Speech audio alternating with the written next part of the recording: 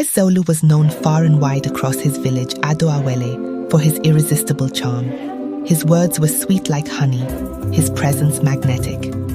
Ezeulu was tall, handsome, and carried himself with an air of superiority, his grandiosity evident in the way he moved and spoke. He pursued women relentlessly, love-bombing them with grand gestures, only to cast them aside when he grew tired. The village women, once full of life, were now broken-hearted, many fighting among themselves over the affections of a man who had already forgotten their names. In the village council's meeting house, the tension was palpable. The village elders sat in a circle, their weathered faces lined with the wisdom of ages, discussing the constant unrest Ezeulu's actions had caused. "We cannot allow this chaos to continue," said Obasi, the oldest elder. "Women fighting in the streets, homes broken. The village is suffering." "We must deal with Ezeulu," added Adana, the most respected woman in the village, her face stern. "But how? He has the charm of a serpent." Unknown to the council, a mysterious man had recently arrived in the village. His name was Okoro, a medicine man with a calm yet piercing gaze. He had set up his small, unassuming hut at the edge of the village and, from the day of his arrival, watched Ezeulu closely. Okoro observed how Ezeulu's charm manipulated the women of the village, how he flattered them until they fell under his spell, and then discarded them like broken pottery. The village was in turmoil because of him, and Okoro had seen enough. One fateful evening, after yet another breakup, Ezeulu was walking alone through the dark forest path that led to his home. He was smug, barely able to contain his amusement at how easily he could manipulate women. Suddenly a figure stepped out from the shadows. "Ezeulu." The voice was deep and calm, but it stopped him in his tracks. Ezeulu squinted through the dim light to see the figure of Okoro, draped in flowing traditional robes. The air around the medicine man felt different, thick with power and ancient knowledge. "Who are you, old man?" Ezeulu sneered, irritated at the interruption. "I have no time for beggars." Okoro smiled slightly, his gaze unwavering. "I am no beggar, Ezeulu. I am Okoro, and I have been watching you for some time." Ezeulu scoffed, rolling his eyes. "If you have been watching me, then you should know that women fall at my feet. What is there to watch?" "There is much to see." Okoro replied, stepping closer. "You lack purpose, Ezeulu. A man who lacks purpose will distract himself with pleasures." Ezeulu's laughter echoed through the trees. "Purpose? You come to talk to me about purpose? Old man, I have no need for your wisdom. I am Ezeulu, and I take what I want. You would do well to leave me alone." Okoro's expression hardened. "Reject wisdom at your own peril, for the universe does not tolerate imbalance forever."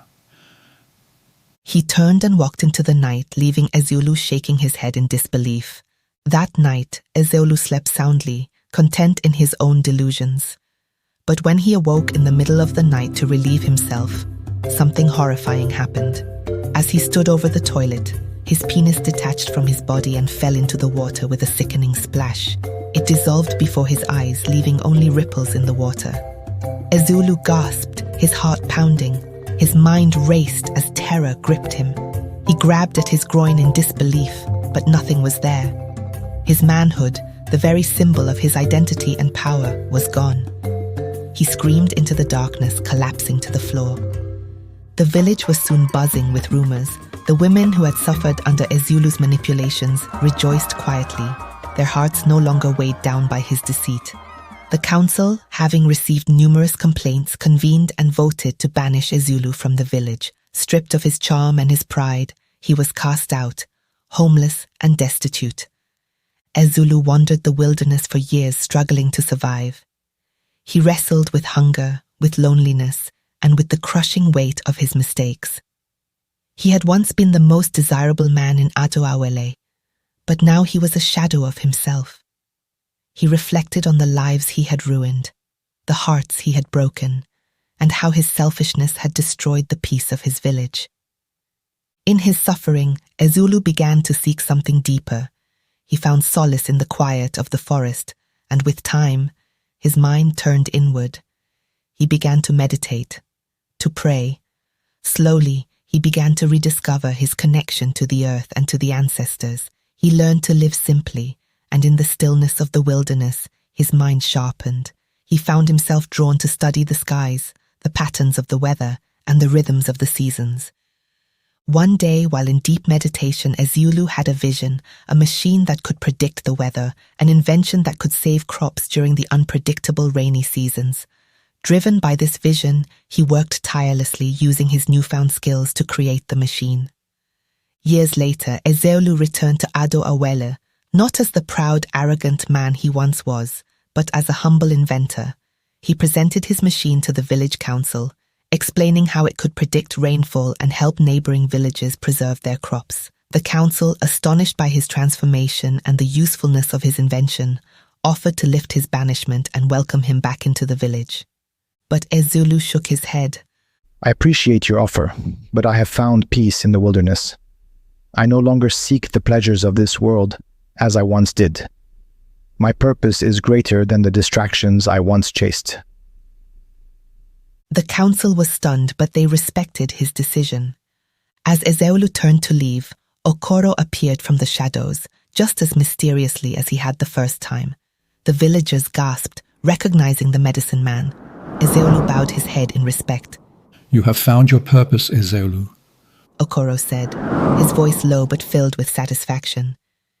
You have learned the lesson I hoped you would. Your manhood has been restored. Ezeulu blinked, realizing that Okoro was right.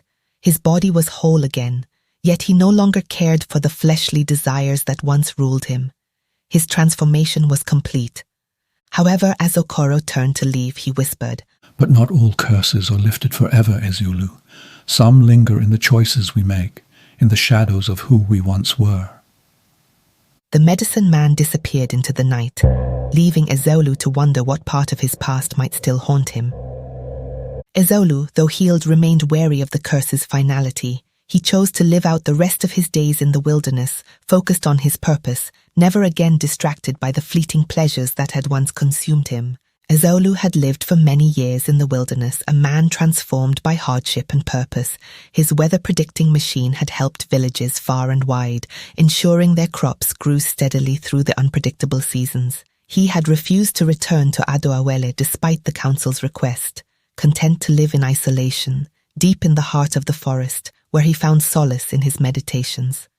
But late one evening, as Ezeulu sat on a boulder, watching the sunset filter through the dense canopy, he felt an old, unsettling presence. The wind rustled the leaves in an unnatural way, the silence of the forest suddenly thick with tension.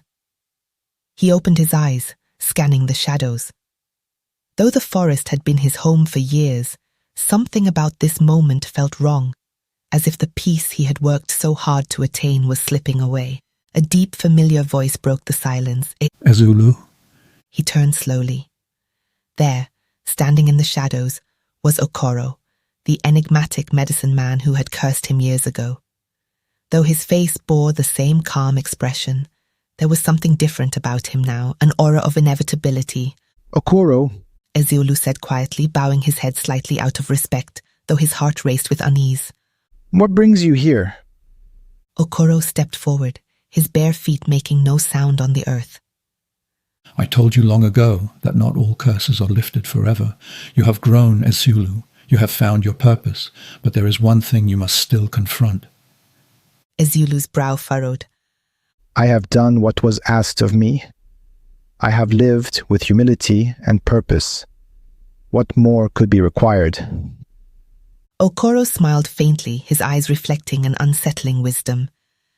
You have learned to control the desires of the flesh, but there are shadows in your spirit yet to be faced.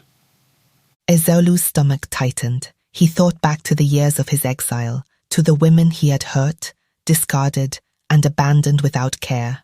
He had often meditated on his past, but he had never fully reconciled with it. He had learned to live without the distractions of the flesh, but perhaps he had never truly sought forgiveness, for them or for himself. What do you mean, Okoro? Ezeulu asked, his voice trembling slightly. There is one among the women of Ado Awele. Okoro began, his voice a whisper on the wind. Who still carries your curse. She wanders, heartbroken, not in anger, but in sorrow. You left her with a wound that no time has healed. Ezeulu's breath caught. He had tried to move on, to focus on his future, but the weight of his past now bore down on him like an avalanche. Who? He whispered, his voice filled with dread. Anyi, the one who loved you the most. Okoro said, his eyes narrowing. Her spirit is shattered, and until you seek her out, until you make amends, the shadows will remain. Your peace will be short-lived, for the spirits of those you wronged still wander in the darkness. The name hit Ezeulu like a spear, Anyi. She had been the last woman he had discarded before his exile. Unlike the others, she had never fought for his attention, never wept publicly when he abandoned her. She had simply disappeared, withdrawing into herself, her pain invisible to the world, but not to the spirits. Ezeulu clenched his fists, feeling the weight of his transformation crack under the strain of his past. What must I do to correct this? You must find her. Okoro replied, his voice cold but steady. But beware, Ezeulu, for seeking out what you abandoned long ago will not be easy. The spirits of your past are not kind, and they will test you before you can find her. The air grew still and Okoro faded back into the shadows, his final words lingering in the air like a curse. Ezeulu's nights became restless. His meditations were no longer peaceful, as the faces of the women he had wronged haunted his every thought. But it was Anyi's face that tormented him the most. He had not realized until now just how deeply he had hurt her. After weeks of wrestling with his guilt, Ezeulu packed a small bundle of food and water and set off for Adoawele. The forest, once his refuge, now felt like a prison, its shadows reminding him of the shadows in his own soul. As he walked, the trees seemed to whisper, the wind echoing his regrets. The journey was long and arduous. The forest seemed to fight against him. Branches snagged his clothes, roots tripped his feet, and strange noises filled the night air. Ezeulu knew this was no ordinary forest. It was the spirits of his past, testing his resolve. One night, as he camped by a small stream, he saw them, ghostly figures in the mist, their faces twisted in anguish. They were the women he had wronged, their eyes hollow, their voices whispers on the wind. You left us. They murmured, their voices blending with the rustle of the leaves. You took from us and left us with nothing. Ezeulu fell to his knees, his heart heavy with remorse. I know. He whispered, tears streaming down his face. I cannot undo what I've done, but I will try to make amends. Please, let me find peace. The figures lingered for a moment before fading into the mist, leaving Ezeulu alone once more. The air around him felt lighter, but the weight of his task remained. He knew that forgiveness would not come easily, but he was determined to try. After days of walking, Ezeulu finally reached Adoawele. The village had changed in his absence, but the people still recognized him. They whispered as he walked through the village square, their eyes following him with curiosity and suspicion. Ezeulu made his way to the outskirts of the village, where Anyi had lived. Her small hut was overgrown with vines, its once vibrant exterior now faded and weathered. He approached the door, his heart pounding in his chest. He knocked softly. Moments later, the door creaked open, revealing Anyi. She was older now, her once youthful face lined with sorrow and time. Her eyes, however, still held a quiet strength. Ezeulu, she said softly, her voice a mixture of surprise and pain. Why have you come? Ezeulu bowed his head, tears filling his eyes. I have come to ask for your forgiveness, Anyi. I was a fool, and I hurt you deeply. I have spent years trying to make peace with myself, but I cannot find peace without making amends. Anyi stared at him for a long moment, her expression unreadable. Forgiveness is not something that can be demanded, Ezeulu, she said quietly. It is something that must be earned. Ezeulu nodded, his voice trembling. I will do whatever it takes. I understand if you cannot forgive me, but I needed to come and say these words. I needed to acknowledge the pain I caused you. Anye's eyes softened and she stepped aside, gesturing for him to enter. Come inside, Ezeulu. Let us talk. And so, they sat together in the quiet of her small hut, two souls once broken by the past, now seeking a way forward. It would take time, and forgiveness would not come easily. But as they spoke, the shadows that had once haunted Ezeulu began to fade, replaced by the warmth of hope and the possibility of redemption.